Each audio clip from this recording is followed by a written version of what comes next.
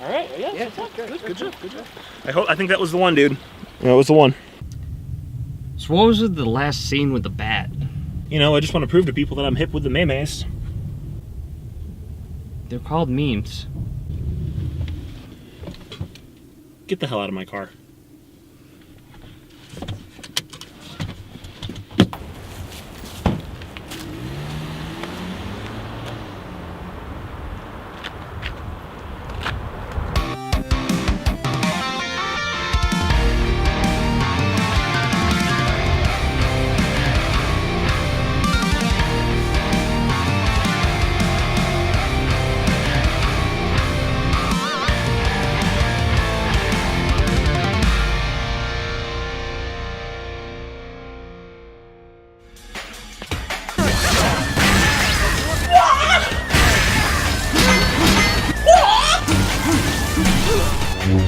Buckle yourselves in, my friends. Today, we're talking about one hell of a violent game, No More Heroes. But I'm gonna put this down first so I don't break it. Parents will probably want to put their kids to bed for this one, and kids might remember that they probably have a smart device to which they can still watch this video. This is No More Heroes. It's a Nintendo Wii game. How bad could it be? Well, it's one of the few titles that has an M rating for mature. There's only like 37 M-rated games in the Wii library, so one of them. The ESRB rated it like that in North America for its blood and gore, crude humor, intense violence, sexual themes, and strong language. Check, and check. It's all here. This game's story is told from the perspective of Travis Touchdown, a stereotypical otaku. Weeb. He lives in near poverty out of motel No More Heroes in the town of Santa Destroy. Having won an online auction for a beam saber katana, he has run out of money to buy new video games or rent dirty movies. So naturally, he does what anyone else would do, become an assassin in the United Assassins Association. Like a man! Fighting up within the association's ranks will earn him that sweet, sweet cash money. The woman who sets up the matches is Sylvia Christel. There isn't a whole lot to say about her, honestly. We don't really learn much about her as a person. She's the cliched, dark and mysterious, but foxy young lady with an accent that I can't quite place. It almost sounds Russian, but kind of like that really forced Russian that some people do when they try to speak Russian. I don't know, could be an attempt at French. Let's get back on topic. All we ever really learn about Sylvia is that she manages and organizes fights within the association. There's some stuff near the end of the game about how she's a con artist and everything you did was all for nothing, yada yada. What do you mean all for nothing? Jesus! Ugh. I mean, the game tells us that essentially everything we're doing is for nothing. I mean, there's other stuff too, but that's spoilers. That's dumb as hell. Nick, what are you doing back here? Oh, I live back here now. It's true, he pays rent! Yeah, I pay rent. Okay. So, like I was saying, Travis takes it upon himself to fight through the ranks of the organization that Sylvia runs in order to become #1 for money. Will you do it with me? Yep, money. No other reason. Maybe not. Come on, just once. Okay, fine. Travis is a dirty pervert who is way too overconfident for his own good. He's kind of a dick. I mean, seriously. Wow. Let's just be glad he has some personality. You know, maybe not a desirable personality by any sense of the means, but hey, it's better than nothing. Fun fact, the original title of the game during development was just called Heroes. So when it came time to finalize everything and they were discussing the name of the game, one guy goes, hey, you know, I used to like the name Heroes, but no more. His coworker gets all flustered and goes, well then, what are we gonna call the game? And there's all this discussion and debate. People start getting into fist fights, calling each other's names. And then the quiet guy in the back just chimes in and goes, so call it No More Heroes. No more heroes. And then, silence. No one had ever seen or heard of this man before, and no one has since.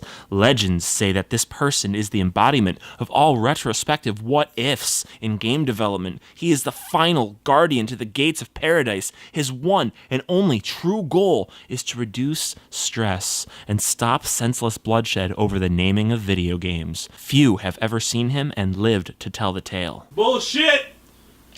Okay, well, maybe I stretched the truth there a little bit. It's not exactly how the story went, but the part about the placeholder title Heroes, that's actually true.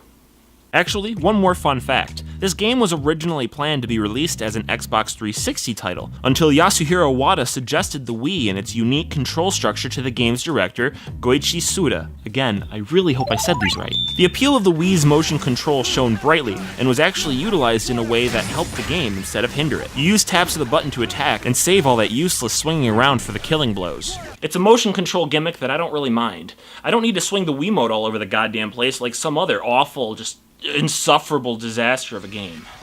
The game immediately throws you into a ranked match. It's a fight against number 10. Man, Axel from Kingdom Hearts didn't age very well, did he?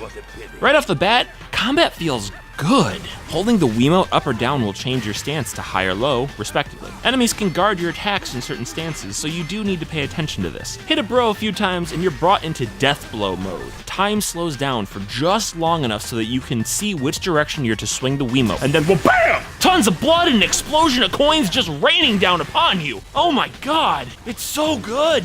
How can this get any better? What could possibly bring my satisfaction levels to the holy shit? I'm a Super Saiyan! I rolled 3 zucchinis and now I'm running around all fast and shit. I can also swing any way I please to make my attacks lightning fast. Oh my god, it's full of stars. Okay. Let's dial it back a little bit here. Every time you kill an enemy, you get a little slot machine thing that pops up. If you match 3 symbols, you get a superpower to use, called your dark side mode. Come on. Make a Star Wars joke. No. These powers can only be used for a limited time, as depicted by this tiger up here running towards a goalpost. Yeah, well, points for originality, I guess. Cherries slow down the world around you and let you get a bunch of free hits in. Bells force you to walk at a snail's pace, but you get to shoot energy balls, which kills enemies in one shot. It's a GoldenEye golden gun that's compensating. Bars turn you Super Saiyan as well, and you move even more slowly than the bells, but when you get near an enemy, brutal. Sevens give you a number 7 in the bottom right corner. I didn't know what it did until after I started writing this review. It supposedly unleashes a hot pink energy rain, vaporizing any enemies in your surrounding area. So that's neato. As far as the enemies in this game go, they're all pretty generic hack and slash or beat 'em up quality enemies. Not a whole lot of variety besides what weapon they're wielding. Who the hell brings a gun to a sword fight? Nerd? I've noticed that the trash enemies you fight lack any ability to really challenge you at all. The only times I've ever felt threatened were by the enemies that have beam sabers of their own. They're all very guard heavy, and the only time it really gets hard is when they gang up on you. This sucks because then you start to get the feeling that the only sense of difficulty comes from how cheap the enemies can be in large numbers, and that's no good. Gotta be careful though, because your beam katana can run out of juice, and what do you do when that happens? Put in new batteries? No. Find an electrical outlet to plug into? No. Can you guess what happens? If you guessed that he was shake-weighting his katana, then congratulations. You've played or seen this game played before. So the thing that makes this weird to me is the hand motions that you need to do for it. It just looks like, well, let's keep this video at a decent rating. Dude, you left me on the highway and he's shaking the whole thing. Hello? Dude, you gotta help me. Dude, where are you? Behind the couch. Hello? It's the bosses that are super interesting, and each one is carefully designed to appear super unfair, but all have some type of pattern or method to them, and figuring out how they work is half the fun. Before each boss, the game generously fills up your health and saber energies completely. There is also always an old Lucha Libre mask with a note in it that reminds Travis of an old professional wrestling move. Of course he uses these in his fights. I mean, he turns Super Saiyan sometimes, so is this really that unreasonable? You also get a phone call from your girl Sylvia, always saying some bullshit about how certain she is that you're gonna die. That's not even a reasonable percentage! You also get an opportunity to save the game in case you need to reset and try again. You save the game by taking a big ol' poop. I made jokes when I was younger about games that should use the toilet as a way to save the game. Even pretended I was saving my game when I would go to the bathroom as a kid.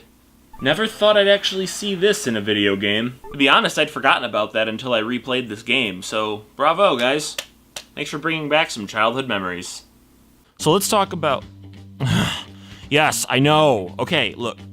I know it looks like a Grand Theft Auto game, but trust me, it's not anything like GTA at all. The overworld of Santa Destroy doesn't have much besides collecting a couple of balls and getting it from one place to the next. Places you can visit include a beam katana shop. Oh, and real quick, the so-called strongest weapon in the game costs about $500,000. But dude, once you get it, you feel like a total badass, right? Nothing can stand in your way, right? Well, guess what? I hate this fucking thing. I'd rather stick with the older model. Yeah, sure. It's a little clunky, but it hits dudes real fast. There's no bullshit. You use that thing, you're swinging around dancing before you actually do anything. You're already dead. It sucks. This is great.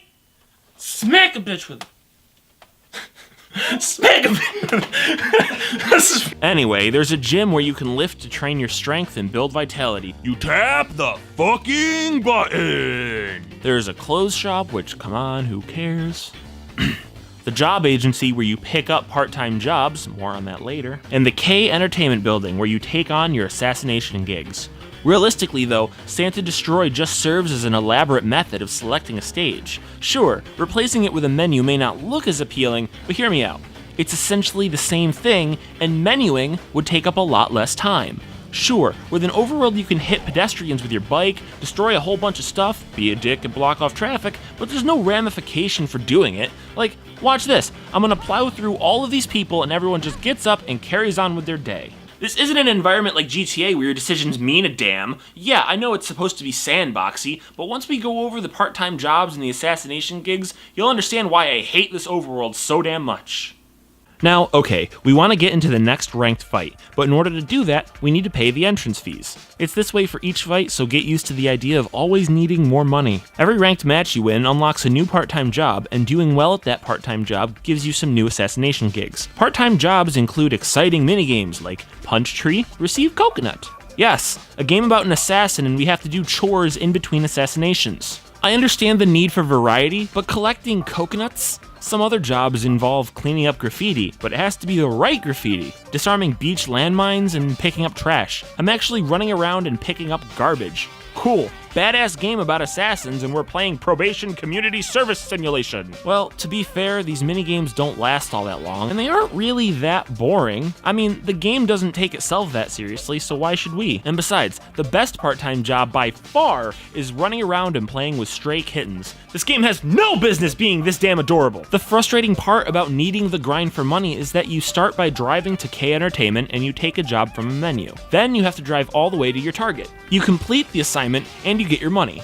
But then you have to drive all the way back to K Entertainment to take the job again, and then drive all the way back. It wouldn't be so bad if you could take on multiple assassination missions at once. At least then it wouldn't feel so tedious. Even worse is if you fail a part-time job. This only happened to me once, but one of the jobs is to collect poisonous scorpions. If you get stung, you need to get some antidote from your supervisor. I got stung once and only had 10 seconds to make it back to him. It wasn't possible. So I died and failed the job, which placed me just outside of the gates and not in a hospital or a cemetery. Cemetery would have made more sense, you know, since I died and all. Zombie Travis touchdown. ZTT.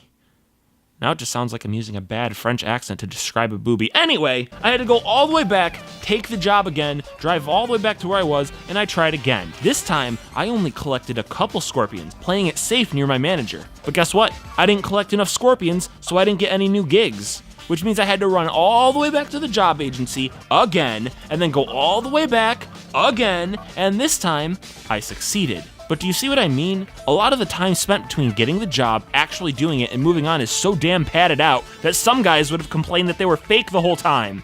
I have got boobs on the mind, apparently. If we absolutely had to have this overworld, then let's make better use of our cell phone. Call in and accept the job, something. It's hard to believe it, and I can't believe I'm saying it, but I think Skyward Sword had more to do in its overworld. Really? Look, Skyward Sword had a big, empty skyworld full of scattered islands and treasures, but that's kinda my point. There are technically more points of interest even with its unreasonable vast nothingness. Man, I'm sorry I keep bringing it in like this. I know it's gotta be really frustrating for us to just keep tearing you down again and again. But the truth is, I really fucking hate you.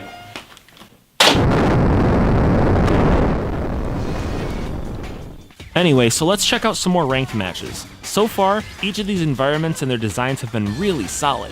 Would have liked some different music for each level, but beggars can't be choosers, I guess. Yes, okay, each stage has a variation of the main level song, and that's a good start, but after hearing the same melody for hours, it gets stale. Ever have a new favorite song and you just say to yourself, I won't overplay this one so that I don't hate it so soon, but then a day later you're just like, fucking! But then we get to the rank 5 match. It's a long hallway, and you chase after a dude. That's this whole level. Run straight, kill some dudes, run straight, kill a dude, keep running straight. So far, all of the other levels have been fairly interesting. They weren't very long, and they didn't need to be. Now it's just run forward, chase the guy, kill some dude. What is this, Fragile Dreams? God, it's such a long, boring hallway.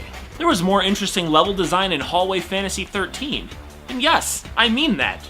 Why is this game giving me so many positive things to say about other games that I genuinely hate? Honestly, it's around this point where I feel like a lot of the game's charm fades away and becomes pretty generic. Levels begin to serve little other purpose than to fill their level-to-boss quota. A few characters are introduced and act like they're tough shit, even though you never see them again. Hell, at the beginning of the final ranked match, you know, the time when you usually drive through Santa Destroy to get to your target, you leave your place and watch your bike get lifted. And then the game shows you that your target is on the other side of town. At first, I was like, sweet! The stage is gonna be Santa Destroy itself. And yeah, it was an ordeal. And by ordeal, of course, I mean it's shit. I mean, they actually make you walk all the way to the stage, on your slow-ass feet, all the way. Nothing happens. Walk straight. You did it! Are they kidding me with this? And even worse, the boss here, it's your father. Oh, but your father's dead. I mean, Travis's whole reason for joining the association was to find his parents' killer. Oh, don't remember that part in the story? That's because they just now introduce it. It's the end of the game, and you're only now given Travis's motivation for this whole endeavor, and then you fight his sister. You know, the person who killed Travis's parents. Confused yet? I thought I lost this fight to one of the game's one-hit death animations, just because of how the cutscene was handled. And frankly, I got really angry. The last couple of ranked fights had ways that bosses could kill you in one hit, and that's one of the most frustrating things you can do to your player, especially if they're doing well. Just one little mistake and that's it, and I had a little moment of self-reflection here. Why was I getting so mad? Why was I letting the game get the better of me emotionally? I had a lot of fun playing the game. It was good. Well, it was okay. There's a lot of dumb shit in here that a lot of us either forgotten or just excuse. It's very middle of the road. Well, kind of off-center a little bit, towards the better, if you will. No More Heroes earns a 6 out of 10 from me. At some point, the game kind of stopped caring about itself. It lost some of its soul. I mean, with the levels of nothing but running down a long hallway to get to the boss, some levels just being way too short, the use of one-hit kills as a difficulty mechanic, it just did not keep up the facade that it established right from the get-go. I know this wasn't a game meant to be taken seriously, but there still should be some signs of consistent effort, and that's where No More Heroes falters away. After beating the game and watching the true ending, you get one last boss fight with, this guy. With the goddamn katana. They decide to throw in last-minute plot twists and acknowledge to each other that this is what the player wants. I really don't want this. And that's true, I don't. It shatters whatever closure that there may have been. This nerd is my brother, Sylvia's his wife, and Travis didn't know any of this? This is a plot twist you give the player in the middle of the game, not last minute. At the end of it all, Sylvia taunts you by saying there isn't going to be a sequel. Except that, wait a minute, yes, there was a sequel! Not sure if the sequel answered any of my complaints here, because I haven't played it yet, and I probably won't.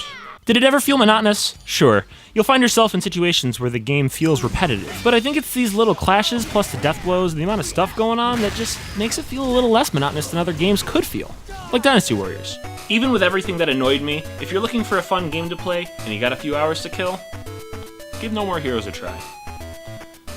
Now, before we go our separate ways, I feel like we need to get a few things out of the way. I haven't really been completely truthful with you guys. The truth is that I'm not actually a gamer. I know, that's a lot to swallow, right? But there's more. Are you ready for this? I'm actually a girl. I know, right? And it gets weirder. I'm actually your sister. I just wanted to take a moment to thank you guys so much for watching the video. If you liked it, hit that like button. And if you're new around here, consider hitting that subscribe button. Got friends or family that like video games? Then share the video. It helps the channel grow, and I much appreciate it. The viewer comment question this time is, what's a game that you played that left you feeling pretty disappointed? Let me know in the comment section below. I'd love to hear from you, and who knows, it might even be a game we look at in the future. Anyway, as always, thank you for watching. Stay awesome, and I'll catch you in the next one.